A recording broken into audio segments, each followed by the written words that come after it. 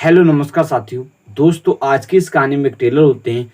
उनकी जो पत्नी होती है, उनकी पत्नी का एक व्यक्ति के साथ प्रेम प्रसंग शुरू हो जाता है। साथियों, इसके बारे में उसके जो पति होते हैं उनको पता चलता है तो वो उसका विरोध करते हैं। इसके पश्चात भी उनका जो प्रेम प्रसंग है वो लगातार जारी रहता है। इसके पश्चात वो अपनी पत्नी को डांटते हैं और एक दिन उसका जो प्रेमी होता है वो उसको मिलने के लिए बुला लेते हैं और इसके पश्चात दोनों जो पति पत्नी होते हैं वो दोनों मिलकर उसकी हत्या कर देते हैं। हेलो नमस्कार साथियों, मैं केशव सैनी आपके सामने एक नई स्टोरी लेकर आया हूँ। साथियों, आज की जो कहानी है वो है फतेहपुर की। आज की इस कहानी को शुरू करने से पहले मैं आपसे एक विनती करना चाहूँगा कि अगर आप हमारे यूट्यूब चैनल पर पहली बार आए हों तो चैनल को अवश्य सब्सक्राइब करें, वीडियो को लाइक करें और शेयर करें। साथियों, आज की जो कहानी है वो है फतेहपुर की। उत्तर प्रदेश में एक जिला पड़ता है फतेहपुर। उस जिले में एक गांव पड़ता है कसियापुर।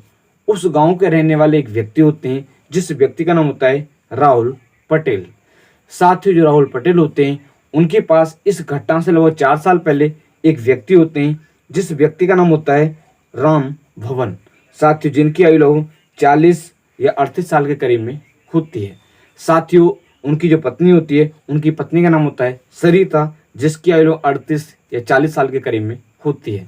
साथ ही वो अपने साथ में जो उनकी पत्नी होती है सरिता और उनके 4 बच्चे होते हैं, जिसमें एक बच्चे का नाम होता है लली और दूसरे का नाम होता है छोटू और तीसरा नाम होता है आरोही और चौथे का नाम होता है अन्नू।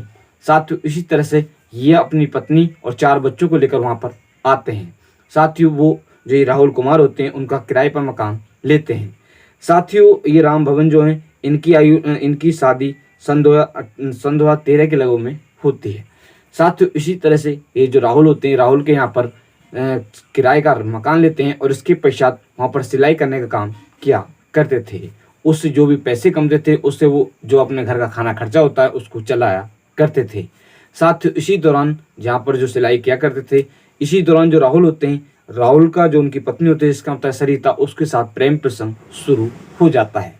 साथियों, प्रेम प्रसंग लगातार कई महीनों तो जारी रहता है और इसके पश्चात उसके जो पति होते हैं उनको पता चलता है। साथियों, इसके पश्चात वो जो राहुल होता है राहुल को समझाते हैं और उनकी जो पत्नी होती है जिसका होता है सरिता, उसको भी समझाते हैं। साथियों, समझाने के पश्चात भी उनका जो प्रेम प्रसंग है वो लगातार जारी रहता है। कह सकते हैं कि वो दोनों उनकी बात को नहीं मानते हैं। साथियों, इसी तरह से ये होते हैं जिसका होता है राम भवन, वो काफ़ी परेशान हो जाते हैं और इसके पश्चात इस घटना से लगभग 1.5 साल पहले वो उस कमरे से कह सकते हैं कि वो उस गाँव को छोड़ एक थाना पड़ता है बकेबर, जो फतेहपुर जिले में ही पड़ता है और उसमें एक गांव पड़ता है बबी गलीसराय। उस गांव में जाते हैं और वो वहीं पर जो अपना काम होता है सिलाई का उसको करना शुरू कर देते हैं। साथियों, कुछ महीनों के पश्चात ही जो ये होता है जिसका होता है राहुल, वो वहाँ पर एक जयंती बिहार कॉलोनी सेक्टर 5 पड़ता है, वहाँ पर किराए का मकान लेता है और इसके पश्चात वहाँ पर रहना शुरू कर देता है। साथियों, इसी तरह से कह सकते हैं कि उनका जो प्रेम प्रसंग है वो फिर भी लगातार जारी रहता है। अब इसके बारे में उसके जो पति होते हैं उनको पता चलता है कि ऐसे से इनका जो प्रेम प्रसंग है वो फिर भी जारी है। साथियों, ये बात उसके जो पति होते हैं उनको काफ़ी गलत लगती है। साथियों, इसके पश्चात वो अपनी पत्नी को समझाते हैं, डांटते हैं, धमकाते हैं और इसके पश्चात उससे कहते हैं कि ऐसे से जो राहुल है हम उसको रास्ते से हटाएंगे। साथियों, इसी तरह से अब दोनों प्लान बनाते हैं। प्लान के अनुसार 2 जुलाई सन 2025 की रात लगभग 12 बजे का समय होता है। साथियों, ये जो होती है जिसका होता है सरिता, जो ये होते हैं जिसका होता है राम भवन, वो सरिता से कहते हैं कि ऐसे से तो फ़ोन कर और उसको मिलने के लिए घर पर बुला। साथियों, इसी तरह से वो रात के 12 बजे के समथिंग में फ़ोन करती है और इसके पश्चात जो राहुल कुमार होते हैं वो मिलने के लिए उसके घर पर पहुँच जाते हैं। साथियों, इसके पश्चात वो उनको बैठाती है और इसके पश्चात वो उनका हाथ पकड़ती है।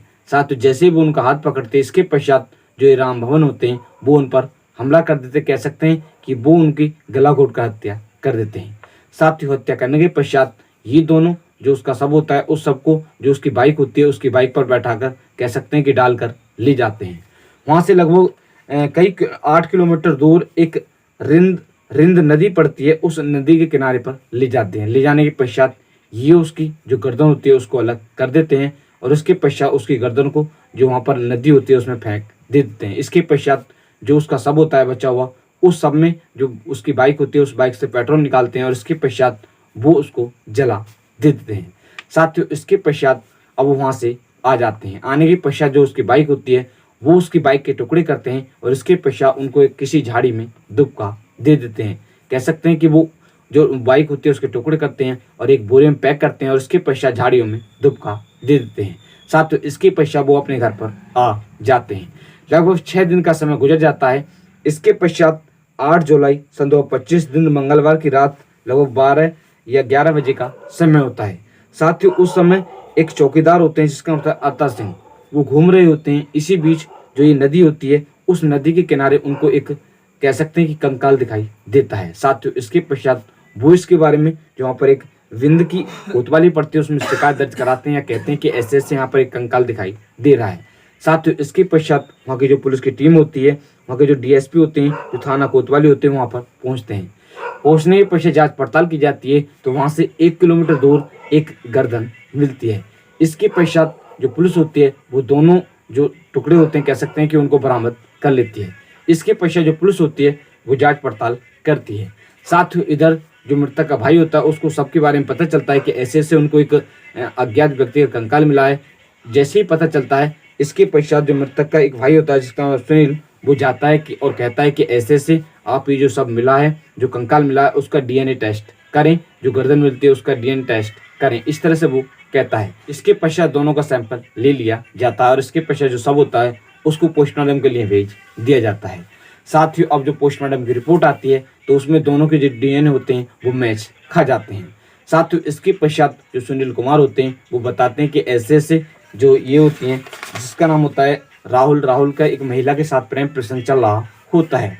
साथ ही इसके पश्चात जो पुलिस होती है वो उस महिला को गिरफ्तार कर लेती है जिसका नाम होता है शरीता, उसको गिरफ्तार कर लेती है। गिरफ्तार करने के पश्चात अब उससे पूछताछ करती है। साथ ही पूछताछ के दौरान वो पहले मना करती है। इसके पश्चात जो पुलिस होती है वो उससे सख्ती से पूछताछ करती है तो वो जुर्म को कबूल कर लेती है और जो भी पूरी कहानी होती है इसके बारे में बताती है।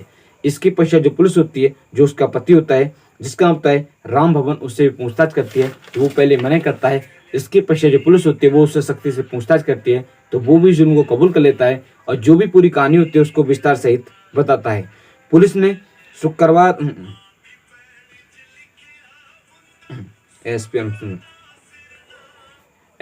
एसपी अनुपम सिंह ने बताया कि पुलिस ने 12 जुलाई सन 2025 को इस केस का खुलासा कर दिया है। पुलिस ने जो मृतक होता है उसकी जो प्रेमिका होती है जिसका नाम सरिता और उसका जो पति होता है जिसका नाम होता है राम भवन, दोनों को गिरफ्तार कर लिया है। गिरफ्तार करने के पश्चात उनको जेल भेज दिया है। पुलिस ने इस हत्याकांड में जो बाइक होती है उसके टुकड़े कर जो ये होते हैं जो दोनों आरोपी होते हैं उन्होंने उसको झाड़ियों में दुबकाया था, उसको बरामद कर लिया है। साथ ही जो पुलिस है पुलिस ने इनको गिरफ्तार कर जेल भेज दिया है। इनके साथ सख्त से सख्त कार्रवाई की जाएगी। साथ ही आज की इस कहानी को सुनाने का उद्देश्य किसी व्यक्ति को परेशान करना नहीं है, किसी का दिल दुखाना नहीं है, सिर्फ आप लोगों को जागरूक करना है कि आप लोग इस तरह का कोई भी कदम ना उठाएं। साथ ही आज की जो कहानी है इस कहानी को मैंने कुछ न्यूज के माध्यम से प्राप्त किया था, जैसे दैनिक भास्कर न्यूज, अमर उजाला न्यूज और हिंदुस्तान न्यूज। इन न्यूज के माध्यम से पढ़कर मैंने आप लोगों को कहानी सुनाई थी। साथ ही आप सभी लोग मस्त रहें, स्वस्थ रहें। मिलते हैं आपको नेक्स्ट कहानी के साथ। नमस्कार, धन्यवाद।